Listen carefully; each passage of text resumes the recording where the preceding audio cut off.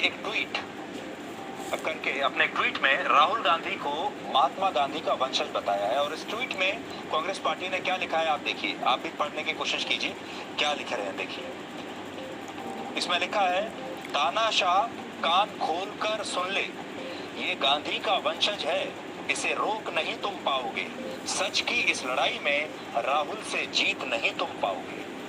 तो ये कांग्रेस पार्टी ने ट्वीट किया है आज, आपने देखा होगा।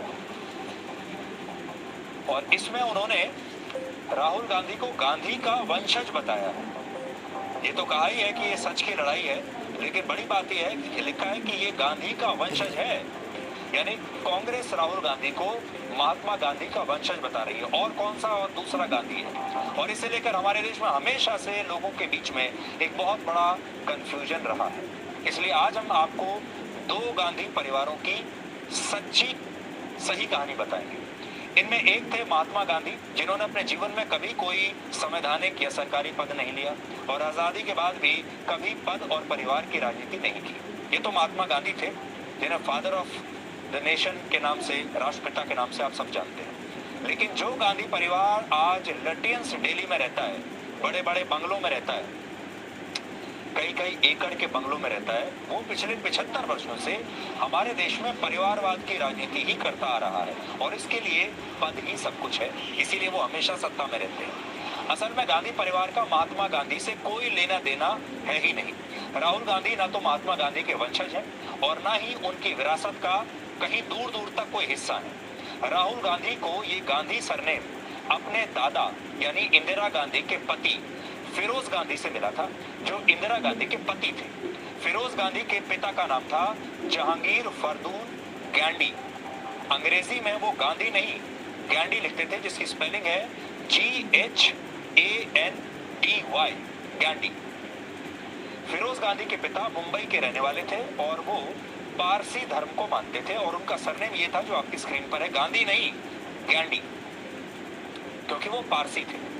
12 सितंबर 1912 को जब फिरोज गांधी का जन्म हुआ, तब उनके जन्म प्रमाण पत्र में भी गांधी नहीं बल्कि गैंडी ही लिखा था, जो उनके पिता का उपनाम था या सरनेम था, समझ लीजिए। ये फिरोज गांधी का जन्म प्रमाण पत्र है जो इस समय आपके सामने है, इसमें भी गैंडी लिखा है।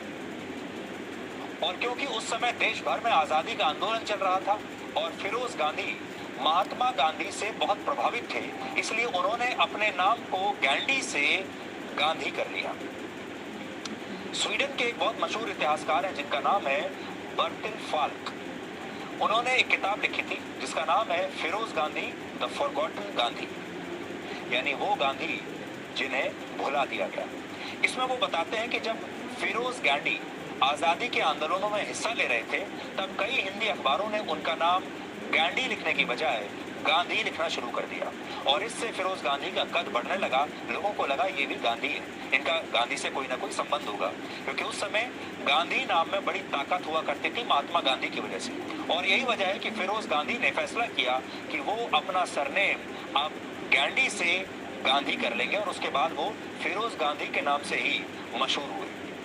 शादी से पहले इंदिरा गांधी का पूरा नाम इंदिरा प्रियदर्शनी था, लेकिन फिरोज गांधी से शादी के बाद उनका नाम हो गया इंदिरा गांधी और ये गांधी सरनेम तब से ही चला रहा है। राहुल गांधी का महात्मा गांधी के परिवार से कोई लेना देना नहीं, लेकिन राहुल गांधी जवाहरलाल नेहरू के वंशज हैं।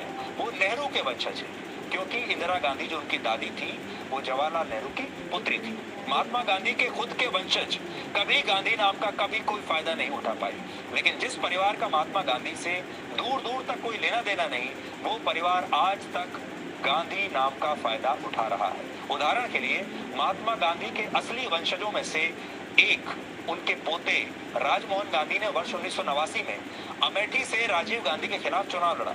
अब आप सोचिए, राजीव गांधी के खिलाफ महात्मा गांधी के असली पोते लड़ रहे हैं, लेकिन इस चुनाव में आप जानते हैं महात्मा गांधी के असली वंशज हार गए और राजीव गांधी जीत गए। यानी जो उनके नकली वंशज थे वो जीत गए और असली वंशज हार गए। और आज भी अगर आप देखेंगे तो महात्मा गांधी के परिवार का कोई व्यक्ति आपको किसी भी संवैधानिक पद पर कहीं नजर नहीं आएगा। वो आज भी भारत के अलग अलग हिस्सों में कहीं कहीं पर रह रहे हैं, आपको उनके बारे में पता भी नहीं होगा कि वो कहाँ हैं। लेकिन ये गांधी परिवार तब से लेकर अब तक गांधी के नाम पर ही लगातार अपनी सत्ता चला रहा है। तो बड़ी बात यह है, और आपने एक बार ये भी देखी होगी कि गांधी परिवार में चाहे वो राहुल गांधी हो या प्रियंका गांधी वाड्रा हो या सोनिया गांधी हो, वो सब इंदिरा गांधी की पुण्यतिथि पर, इंदिरा गांधी के जन्म दिवस पर, नेहरू के पुण्यतिथि पर, इंदिरा गांधी के या नेहरू के जन्म दिवस पर, या फिर राजीव गांधी के जन्म दिवस पर, या उनसे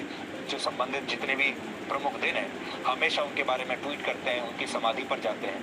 पर आप सोचिए, क्या आपने कभी भी राहुल गांधी या प्रियंका गांधी वाड्रा को अपने असली दादा यानी फिरोज गांधी के बारे में कभी भी ट्वीट करते हुए देखा है?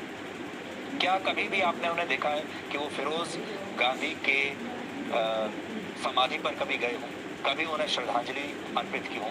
आप याद करके देख लीजिए, अपनी जो याददाश्त है उस पर जोर डालिए। वो कभी भी फिरोज गांधी के बारे में बात ही नहीं करते, जबकि जो गांधी सरनेम उन्हें मिला है ये फिरोज गांधी से मिला है।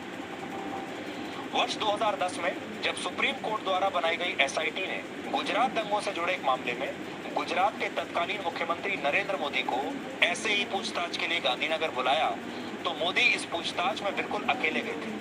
वो अपना पानी भी अपनी बोतल में साथ लेकर गए थे और पूछताछ के दौरान उन्होंने एसआईटी की चाय लेने से भी इनकार कर दिया था। इस एसआईटी के जो हेड थे उनका नाम है आर.के. राघवन, जिन्होंने अपनी इस किताब में ये लिखा है कि जब एसआईटी की टीम को मोदी के खिलाफ कोई सबूत नहीं मिला तो सरकार ने उनकी जासूसी करनी शुरू कर दी थी। तो बड़ी बात जो आज आपको देखनी है वो ये है कि राहुल गांधी की तरह जब नरेंद्र मोदी को 9 घंटे तक गुजरात दंगों के लिए पूछताछ के लिए बुलाया गया था, तब नरेंद्र मोदी बिल्कुल अकेले गए थे। कोई सत्याग्रह नहीं हुआ था, कोई पार्टी के बड़े बड़े नेता वहां पर नहीं आए थे। ये वो प्रेस कॉन्फ्रेंस है क्योंकि तमाम मीडिया के लोग उस समय वहां मौजूद थे। नरेंद्र मोदी अकेले अपनी गाड़ी में बैठकर आए और चुपचाप एसआईटी के दफ्तर में चले गए। 9 घंटे तक पूछताछ हुई। इस दौरान उन्होंने पानी तक नहीं पिया एसआईटी का, अपने पानी की बोतल खुद लेकर गए थे। चाय तक उन्होंने एसआईटी की नहीं पी और सारे सवालों के जवाब दिए और कहा कि आप ब्रेक मत लीजिए, पूरे सवाल एक एक करके मेरे से पूछते चले जाइए। तो ये राहुल गांधी और नरेंद्र मोदी का फर्क है। लेकिन आर.के. राघवन आगे चल के क्या लिखते हैं, ये वो जमाना है जब यूपी की सरकार थी और यूपी की सरकार ये चाहती थी कि किसी तरह नरेंद्र मोदी को गुजरात दंगों में फंसा दिया जाए और इसके लिए एसआईटी बनाई गई। तो एसआईटी के अध्यक्ष खुद लिख रहे हैं कि जब वो एसआईटी ने नरेंद्र मोदी को क्लीन चिट दे दी तो दिल्ली में जो उनके आका हैं वो बड़े परेशान हो गए। दिल्ली में कौन थे? यूपी की सरकार थी, गांधी परिवार थे। तो वो आगे लिखते हैं, they engineered petitions against me accusing me of favoring the chief minister. The grapevine had it that they misused central agencies to monitor my telephonic conversations. They were, however, disappointed not to find anything incriminating. तो ये तो SIT का जो प्रमुख है वो अपनी किताब में लिख रहा है कि जब मैं नरेंद्र मोदी को नहीं फंसा पाया और जब एसआईटी ने ये कह दिया कि इनका कोई हाथ नहीं है, तो उसके बाद दिल्ली में लोग बड़े नाराज हुए और उसके बाद उन्होंने मेरा ही फ़ोन टैप करवाना शुरू कर दिया। मेरे टेलीफोन की जो बातें हैं वो उन्होंने टैप करनी शुरू कर दी और मेरी जासूसी शुरू हो गई। प्रधानमंत्री मोदी के अलावा लाल कृष्ण आडवाणी से भी हवाला के एक मामले में 1996 से 98 तक कई बार पूछताछ हुई। राम मंदिर के मामले में भी उनसे कई बार पूछताछ हुई। उन्होंने भी कभी इसे राजनीतिक उत्सव नहीं बनाया और जब ये मामला सामने आया उस समय आडवाणी ने लोकसभा की सदस्यता से तुरंत इस्तीफा दे दिया था। इसी तरह बीजेपी के एक और नेता मदन लाल खुराना का भी इसी हवाला केस में नाम आया था। इसके बाद उन्होंने भी 1996 में ही दिल्ली के मुख्यमंत्री पद से इस्तीफा दे दिया था। बड़ी बात यह है, इस मामले में लाल कृष्ण आडवाणी और मदन लाल खुराना दोनों नेताओं पर एक भी आरोप साबित नहीं हुआ था, लेकिन ये पेश होते रहे और इन्होंने तुरंत अपने पद से इस्तीफा भी दे दिया। यानी बीजेपी के जो नेता हैं वो खुद को कानून व्यवस्था से ऊपर नहीं मानते और वो इस तरह की प्रक्रिया को स्वीकार करते हैं और अपने कार्यकर्ताओं का शोषण कभी नहीं करते। आज ये 2 केस स्टडी हमने आपके सामने रखी हैं, एक कांग्रेस की केस स्टडी और एक बीजेपी की case study. Presenting B News app available on Google Play and App Store. Download it now.